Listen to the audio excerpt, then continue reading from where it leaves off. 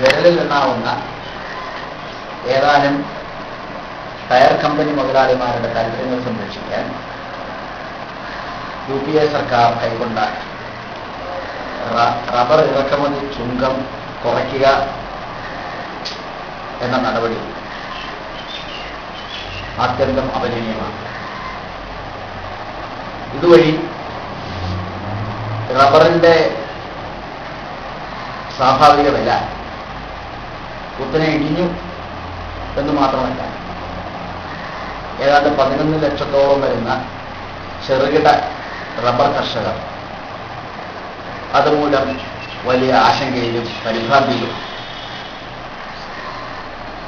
NDA സർക്കാരിന്റെ കാലത്ത് ആരംഭിച്ചിട്ടുള്ള ഇറക്കുമതി കയറ്റുമതി സമതുലിതാവസ്ഥ അട്ടിമറിക്കാനുള്ള UPA സർക്കാരിന്റെ മന്ത്രി ശ്രീ ശർമ്മയുടെ നടപടി,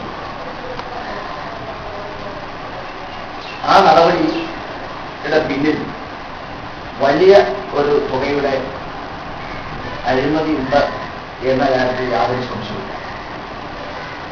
കോൺഗ്രസ് പാർട്ടിക്ക്